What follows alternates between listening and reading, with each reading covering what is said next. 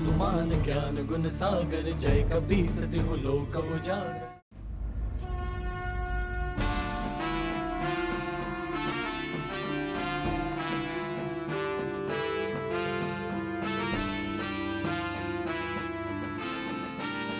अरे मेरी पूंछ तो मुझसे ही जुड़ी हुई है।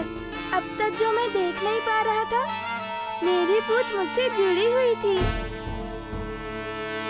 जय हनुमान ज्ञान गुण सागर, जय कपीस तिहु लोक उजागर। राम दूत अतुलित बल धामा, अंजनी पुत्र पवन सुत नामा। देखो, अब तुम मुझसे कभी नाटक नहीं करना।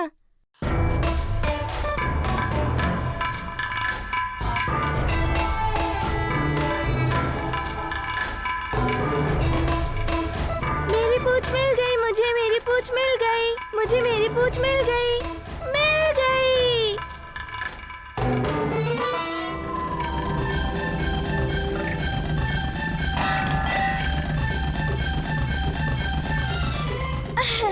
समझ गए?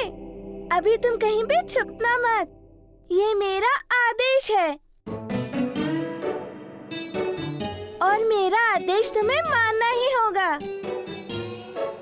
क्योंकि तुम मारुति की पूंछ हो। क्या तुम सच में मेरी पूंछ हो?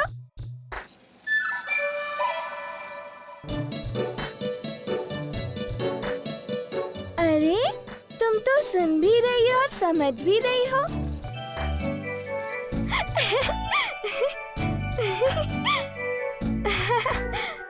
अच्छा, तुम्हें तो बोलना भी आता है और तुम लंबी भी हो और सुंदर भी। वो तो होना ही है, क्योंकि तुम मारुति की पूंछ हो। बहुत अच्छे, बहुत अच्छे।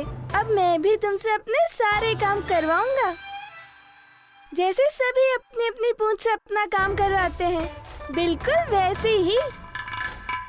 हाँ, तुम्हें भी मेरा कहना मानना होगा। मानना ही होगा, जैसे सबकी पूंछ उनका कहना मानती है। समझ गए? समझ गए ना? अब से मैं तुम्हारा स्वामी और तुम मेरी पूंछ। अरे ये तो मना कर रही है। वह वानर ही क्या, जिसकी पूंछ उसके वश में ना रहे।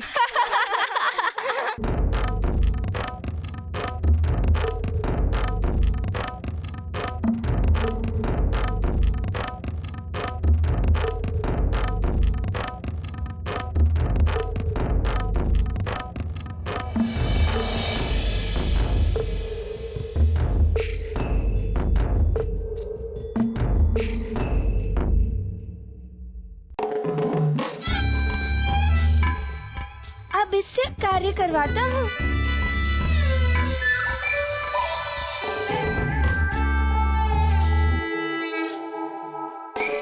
करो।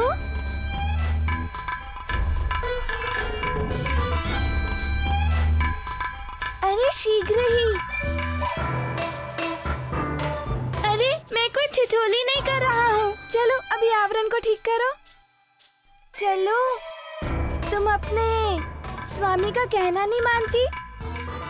क्यों नहीं मानती?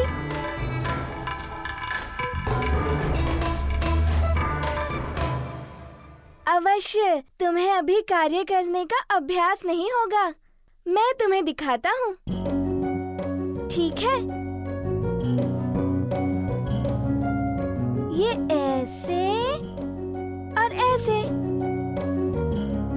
ऐसे और ऐसे, ठीक है? अब तो तुम मेरा कहना मानोगी। चलो अब इस आवरण को ठीक करो।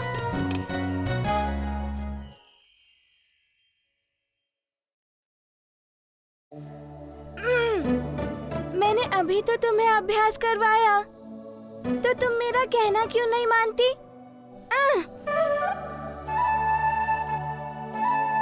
क्या मैं अभी छोटा बालक हूँ इसीलिए? चलो मैं अभी तुम्हें किसी बड़े की पूंछ से मिलवाता हूँ, तो ही तुम्हें समझ में आएगा, और तब तुम मुझसे हट नहीं करना। चलो।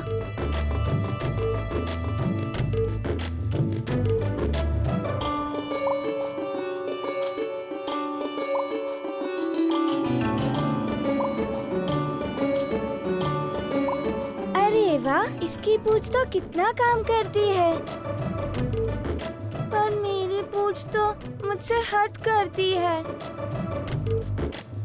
तुम कहाँ गई?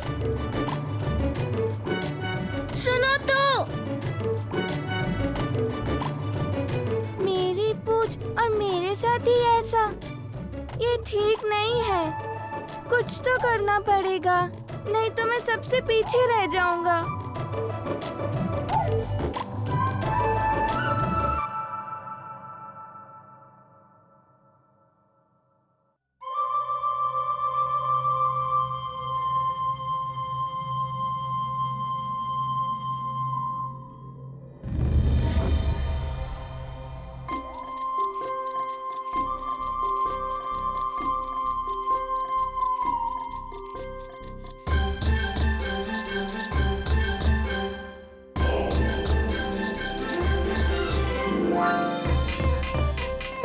देखो देखो इसकी पूंछ को, उसका कहना मान रही है और इतने कठिन कठिन कार्य कर रही है।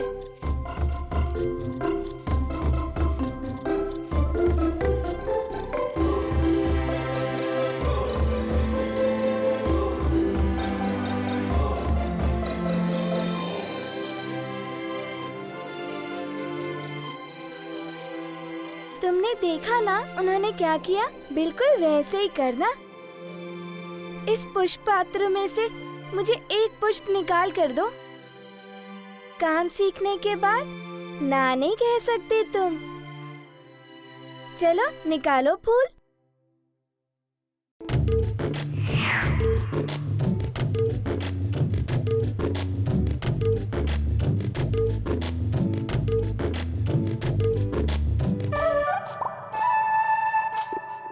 शीघ्र करो। अरे मैंने तो एक पुष्प उठाने को कहा था, पूरा पुष्प पात्र उठाने को नहीं कहा था। छोड़ो, छोड़ो ना। अरे कहीं गिर गया तो टूट जाएगा। छोड़ो उसे। अरे छोड़ो इसे। छोड़ो, छोड़ो।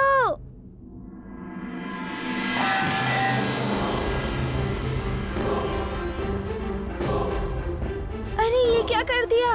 पूरा पुष्प पात्र ही तोड़ दिया।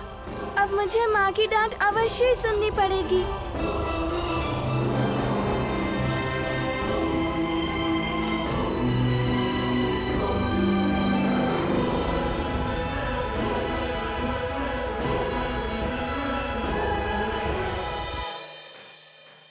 माँ, अब क्या करूं?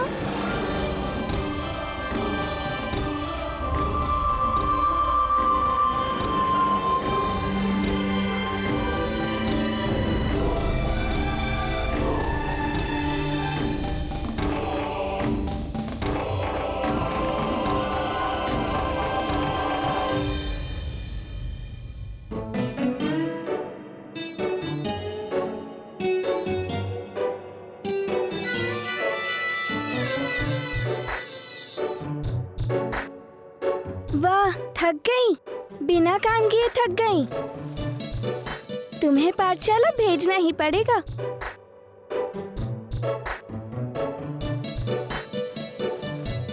ये कोई हंसी का समय नहीं है। अरे रे, कहाँ जा रहे हो केसरी नंदन? ये दूध कौन पिएगा?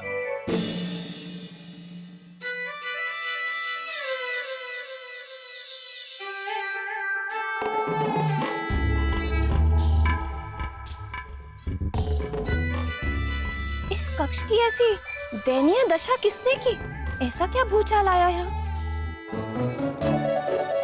अब बताओ, क्या मैं बता दूं तुम्हारा नाम माँ को? माँ, ये मारुति ने किया है। मारुति ने किया? पर क्यों? माँ, आपके पुत्र को उसकी पूंछ मिल गई, इसीलिए वो आज बहुत प्रसन्न है। और उसकी प्रसन्नता देखकर आप भी प्रसन्न होंगी ना माँ? नहीं।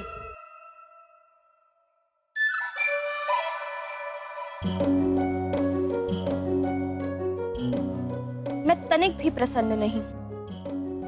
माँ की प्रसन्नता अवश्य ही पुत्र की प्रसन्नता में छुपी होती है, किंतु ऐसा पुत्र जो सुशील हो, सरल और आज्ञाकारी हो।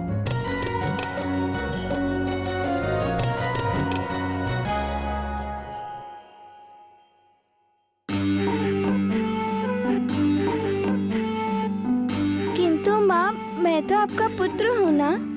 देखो देखो, क्या मैं सुशील, सरल और ज्ञानी नहीं हूँ? क्या देखो, यदि तुम सुशील, सरल और ज्ञानी होते तो इस कक्ष की ऐसी दशा निश्चित ही नहीं बनाते।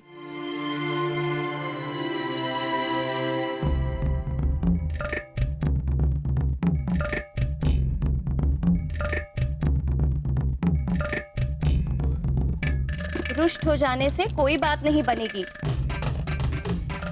अब जब तुम इस कक्ष को पुनः व्यवस्थित करोगे, तब तुम्हारी माँ अपने प्यारे पुत्र से बात करे।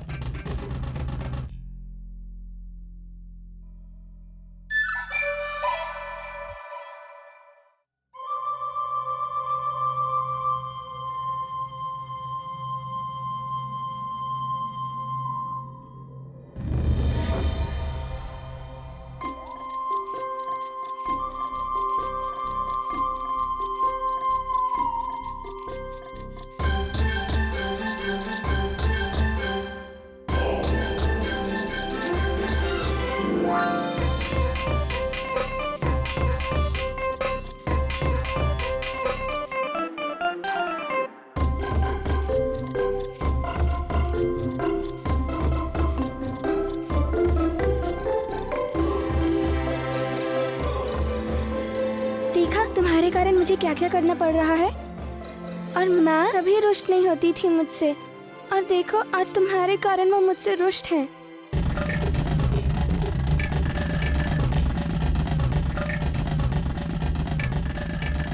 जब तुम मुझे मिले थे कितना प्रसन्न हुआ था, और अब देखो कितना काम करना पड़ रहा है।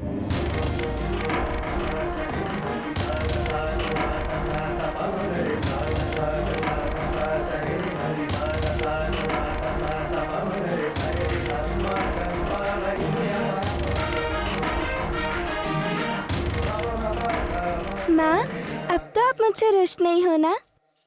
देखो, पूरा कक्ष व्यवस्थित हो गया।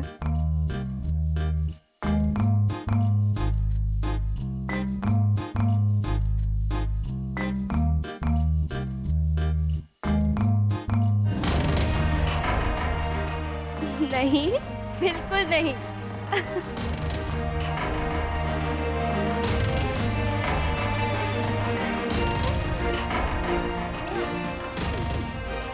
चलो, अब जल्दी से दूध पी लो। पता है ना, दूध पीने से मारुति बहुत शक्तिशाली हो जाएगा। अपने पिताश्री के समान धैर्यवान और बलवान बन जाएगा। सचमुच माँ? हाँ, लेकिन दूध पीने के बाद। माँ, पहले आप मेरे प्रश्न का उत्तर दीजिए, फिर ही मैं दूध पीऊंगा। पहले दूध, उसके बाद आप जो भी प्रश्न पूछोगे मैं अवश्य उसका उत्तर दूंगी। नहीं, पहले प्रश्न। नहीं मारुति, पहले दूध। पता है, जो अच्छे बालक होते हैं ना, वो सदा अपनी माँ की बात सुनते हैं। और आप तो सबसे अच्छे बालक हो, है ना?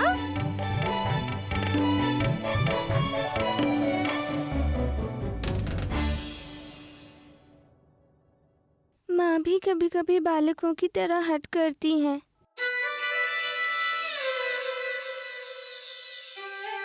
अरे रे, पूरा पियो।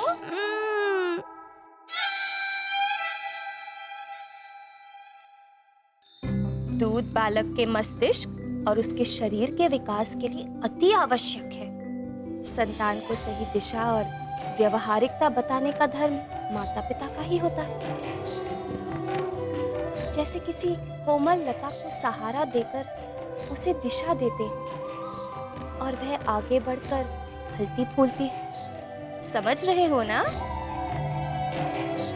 किसी भी बालक को अपने जीवन की महत्वपूर्ण शिक्षा बाल्यावस्था में ही सीख लेनी चाहिए, तभी वह लंबी अवधि तक स्मरण रहती है और बालक के सारे रास्ते सरल हो जाते हैं और वो अपने जीवन के उच्च शिखर तक अवश्य पहुंचता है। समझ गए ना? चलो अब शीघ्रता से दूध पी लो।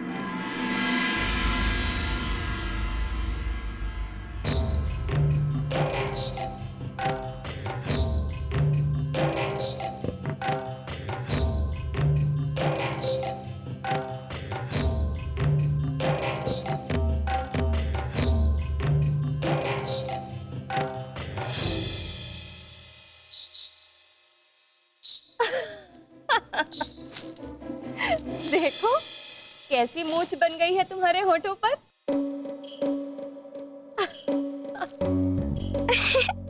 अच्छा माँ, मेरे होठों के ऊपर मूंछ है।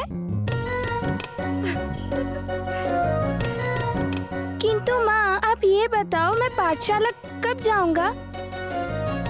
पाठशाला? पाठशाला तो आप तब जाओगे जब आप बड़े हो जाओगे। अभी तो आप बहुत छोटे हो। पर माँ, आपने ही तो कहा कि मेरे होठों के ऊपर मूंछ है, तो अब मैं छोटा बालक कहाँ रहा?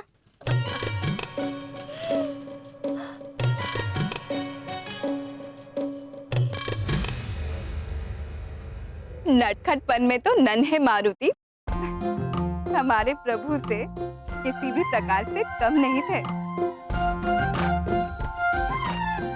इसीलिए अंजना और केसरी उन्हें अपनी सुरक्षा में रखते हुए और भी अधिक सतर्क थे।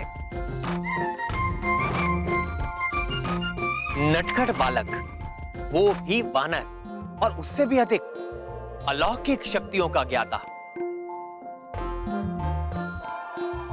ऐसे में अंजना की दशा बड़ी विचित्र थी। वो अपने पुत्र की सुरक्षा में सतर्क तो थी ही, किंतु एक और विचित्र चिंता उसे मन ही मन में खाए जा रही थी।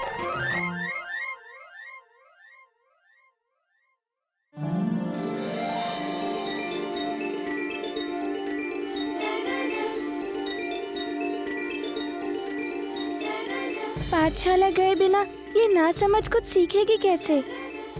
इसे तो पाठशाला भेजना ही पड़ेगा।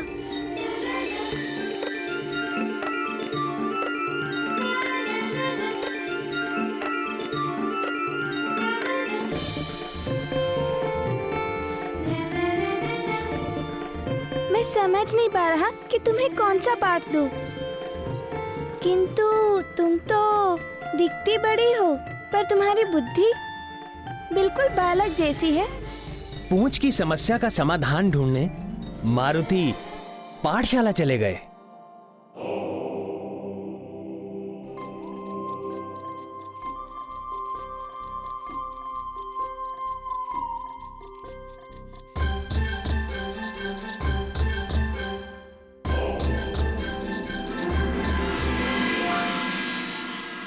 प्रातः निद्रा से जागने के पश्चात और भू पर पैर रखने के पूर्व भू देवी से क्षमा मांगनी। क्षमा मांगने का मंत्र है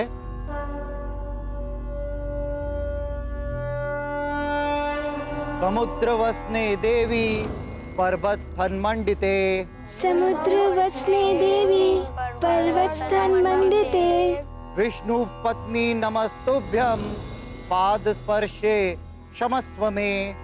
विष्णु पत्नी नमस्तुभ्यं पादं स्पर्शं क्षमस्व मे। समुद्र वसने देवी पर्वत स्थन मंडिते। समुद्र वसने देवी पर्वत स्थन मंडिते। विष्णु पत्नी नमस्तुभ्यं पाद स्पर्शे क्षमस्व में। विष्णु पत्नी नमस्तुभ्यं पाद स्पर्शं क्षमस्व मे।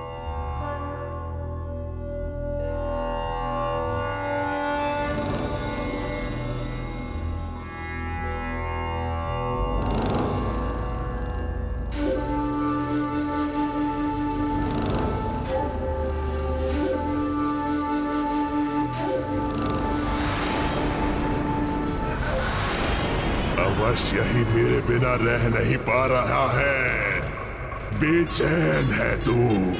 अब मेरे मुंह में आकर ही चैन मिलेगा तुझे। आजा, आजा, शीघ्र आजा।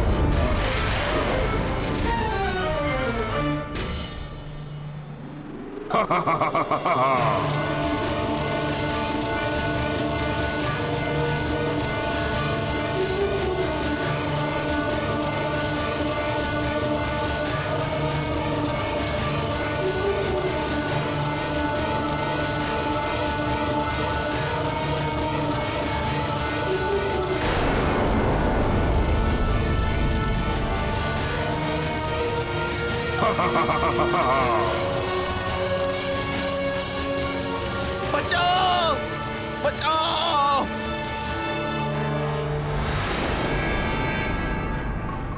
बचाओ।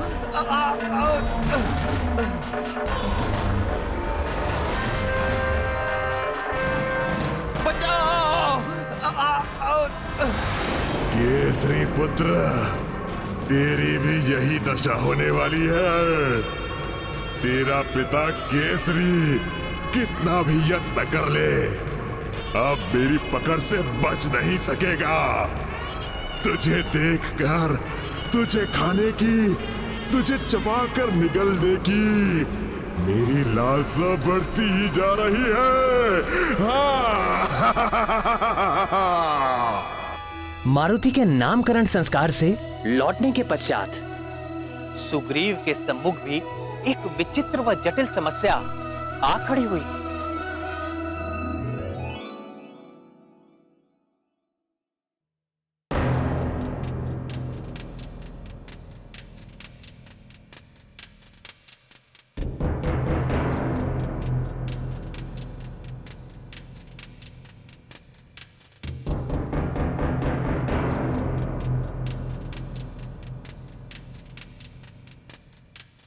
चलो भैया, आज पुनः गदा अभ्यास हो जाए।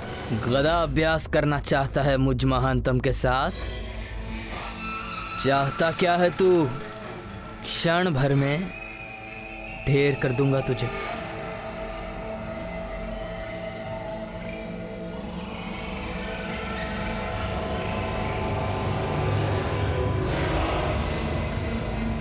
अभी गदा अभ्यास का आभास कराता हूं।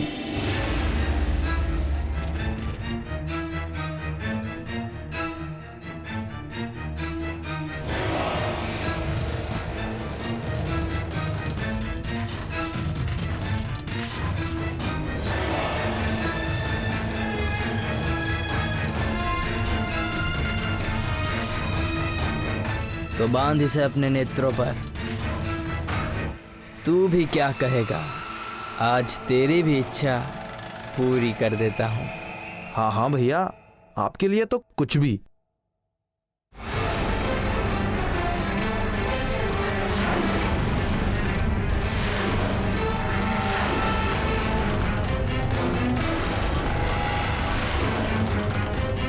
तैयार हो, किंतु सावधानी अवश्य रखना। मैं अपने प्रहार में कभी भी कंजूसी नहीं करता। हाँ हाँ भैया, तैयार हूं।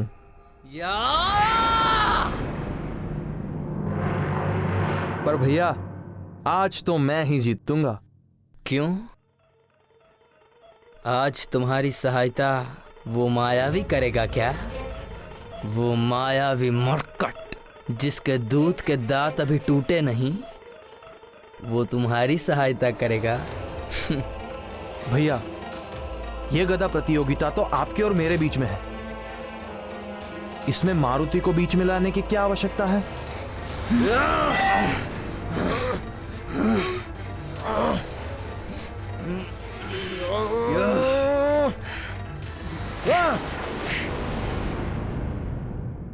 उस मरकट को बीच में तुम ला रहे हो सुग्रीव, मुझे उत्तेजित करने के लिए, ताकि मैं स्पर्धा हार जाऊं। किंतु ऐसा संभव है ही नहीं। कोई है ही नहीं जो मुझ महानतम वाली को हरा सके, और ना ही कोई होगा। स्मरण रखना, मरकट के आने के बाद तुम बदल गए हो सुग्रीव। आज से पहले तुमने मेरा कहना कभी नहीं टाला था, मुझ पर कभी अविश्वास नहीं किया था, पर आज पहले जैसी बात नहीं रही। मैं बदला नहीं हूं भैया। मैंने सत्य का साथ कभी नहीं छोड़ा, और आज भी नहीं। उस मासूम बालक से बैर आपको शोभा नहीं देता भैया। वो तो केवल एक बालक है। मासूम बालक है, यही कहा है ना तुमने? हाँ।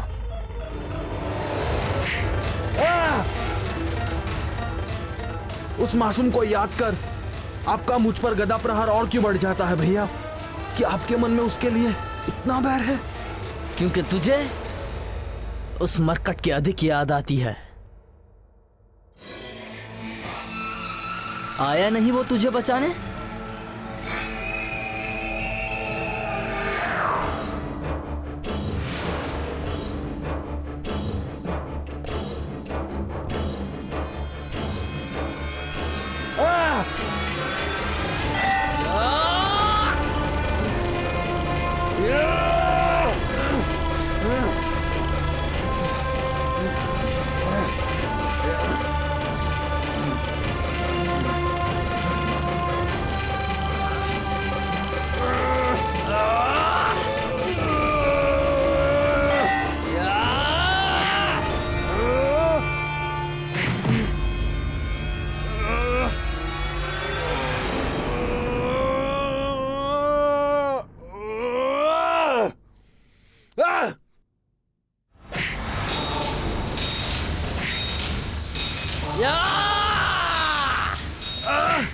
भैया, भैया रुक जाइए भैया। अपनी आंखों से असत्य की पट्टी हटाइए, तभी मारुति का सत्य आपके सामने आ सकेगा। रुको भैया रुको, इसीलिए आप इस प्रतियोगिता को युद्ध समझ बैठे हैं।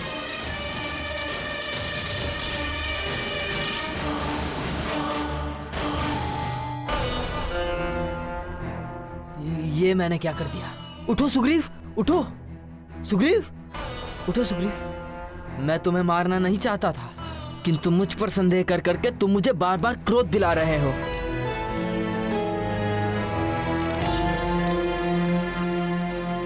सुग्रीव, मेरे छोटे भाई, मैं ये सब अपने लिए नहीं तुम्हारे लिए कर रहा हूं, अपने परिवार और किष्किंधा के लिए कर रहा हूं। क्योंकि देवर्षि नारद जी की भविष्यवाणी है कि ये मायावी मरकट हम सबके नाश का कारण बनेगा।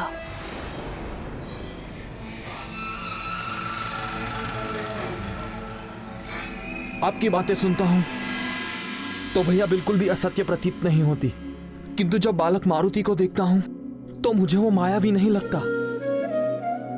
मुझे नहीं लगता कि वो हमारे नाश का कारण बनेगा।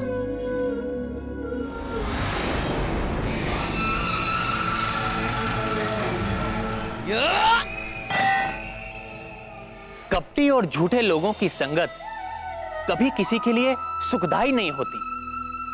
वाली को मिलकर देवर्षि नारद ने उसे सचेत किया था कि यदि वो अधर्म और अहंकार के मार्ग पर चलेगा तो सर्वशक्तिशाली वानर योद्धा का साथ पाते ही सुग्रीव उसका साथ छोड़ देगा। किंतु वाली बार बार देवर्षि नारद के नाम पर सुग्रीव से झूठ बोलकर उसे मारुति के विरुद्ध भड़काने का प्रयास करता रहा। नारद जी की कही बात अभी से सच प्रतीत होने लगी है। अब ये सुग्रीव पहले वाला सुग्रीव नहीं रहा, किंतु मैं महानतम हार नहीं मानूंगा। जिस मायावी मरकट को तुम घातक मानने को तैयार नहीं हो, निश्चित ही एक दिन वो किष्किंधा के लिए घातक होकर रहेगा।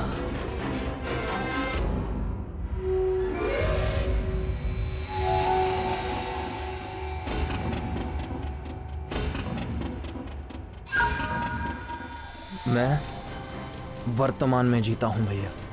भविष्य किसने देखा? हम वर्तमान में जो बीज बोते हैं, भविष्य में हमें उसी की फसल काटनी पड़ती है। और जिस बालक को आप मायावी मानते हैं, वो मेरी दृष्टि में एक अद्भुत, पराक्रमी और अभोर बालक है।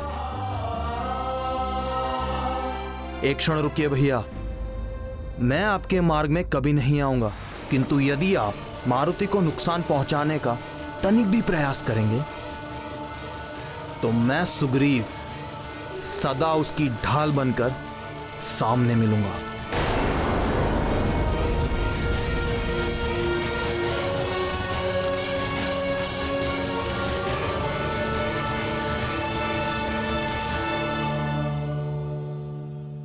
तो मैं सुग्रीव मारुति की ढाल बनकर उसके सामने मिलूंगा। मारुति की संगति का प्रभाव सुग्रीव पर अभी से प्रकट होने लगा था। अब वो अपनी आंखें मूंदकर वाली की हर बात का विश्वास नहीं करता, बल्कि अपनी बुद्धि विवेक से विचार करने के बाद ही निर्णय लेता था। और पुनः मारुति के साथ क्या हुआ?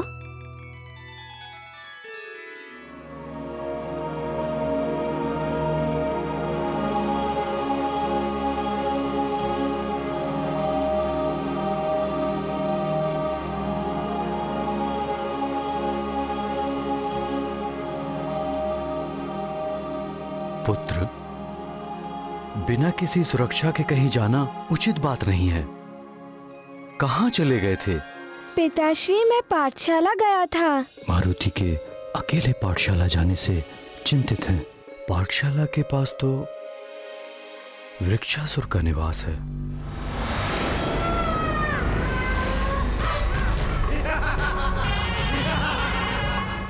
क्या हुआ पिताश्री? कुछ नहीं पुत्र, पाठशाला गए थे। पाठशाला अच्छी लगी आपको?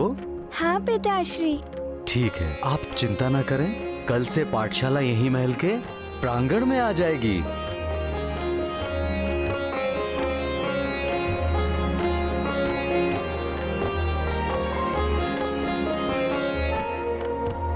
ओम भूर्भुवः स्वः तत्सवितुर्वरेण्यं भर्गो देवस्य धीमहि धियो यो न प्रचोदयात्।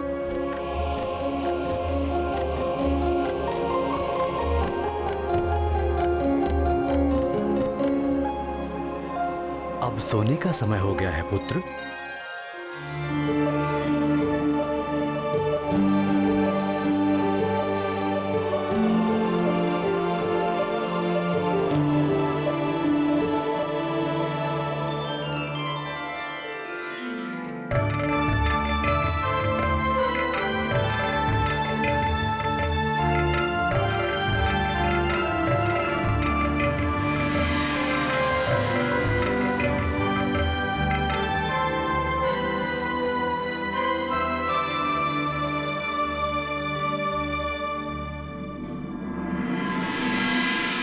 वानर ही क्या जिसकी पूंछ उसके वश में ना रहे।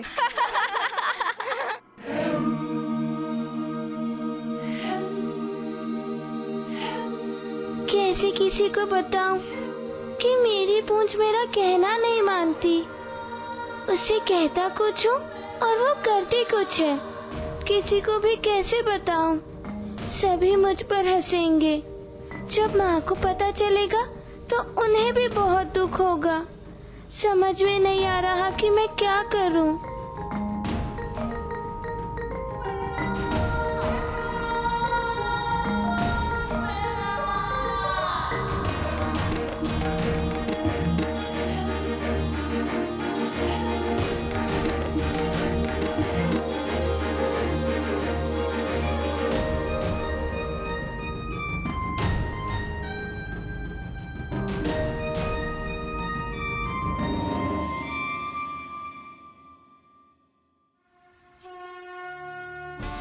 क्या हुआ पुत्र, नींद नहीं आ रही क्या? नींद कैसे आएगी पिताश्री? मुझे लोरी सुननी है। हाँ, लोरी तो तुम्हारी माँ सुनाती है ना।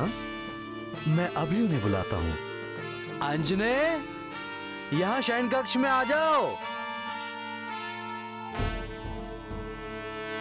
जय हनुमान ज्ञान गुण सागर, जय कपीस तिहु लोक उजागर। राम दूत अतुलित बल धामा, अंजनी पुत्र पवन सुत नामा। माँ, आप कहाँ हो?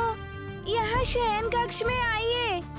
महावीर विक्रम बजरंगी, लगता है तुम्हारी माँ सुन नहीं रही है। चलो ढूंढ के आते हैं। कानन कुंडल कुंचित केसा, हाथ वज्र और ध्वजा विराजे। अंजने, माँ, आप कहाँ हो? माँ, अंजने, माँ,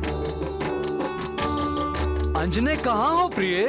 माँ, माँ, माँ, आप कहाँ हो? माँ। अरे, आप दोनों पिता पुत्र यहाँ? क्या हुआ? नींद नहीं आ रही है? अरे यहाँ वहाँ कहाँ नहीं ढूंढा तुम्हें। तुम्हारी लोरी के बिना नींद ही नहीं आती मारुति को।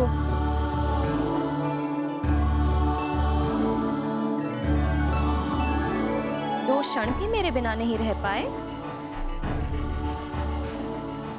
अच्छा मान, यदि किसी कारणवश लंबी अवधि के लिए मैं तुम सबसे दूर चली गई, तब क्या करोगे? या यदि मुझे कुछ हो ही जाए, तब क्या करोगे?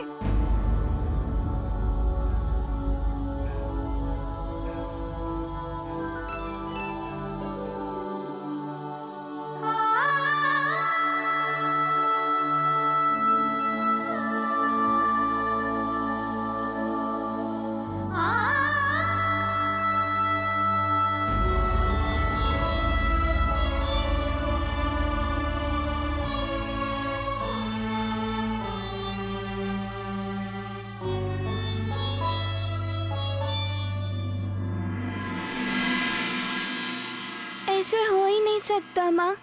यदि ऐसा हुआ तो मैं आपको ढूंढकर यहाँ वापस लौटा लाऊंगा।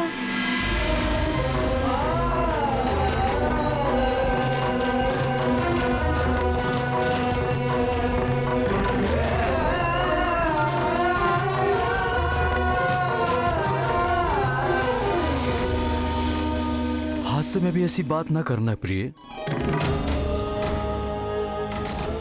पुरुष अकेले सारे संसार पर नियंत्रण पा सकता है, लेकिन जब बात उसके परिवार और संतान के पालन पोषण की आए तो वो विचलित होकर टूट जाता है।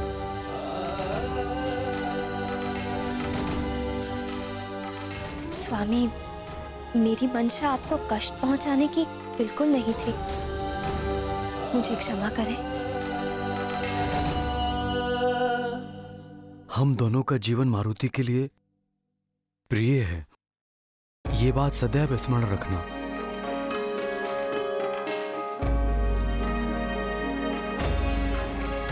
माँ चलो ना, मुझे नींद आ रही है। चलो ना माँ, लोरी सुनाओ ना। चलो ना।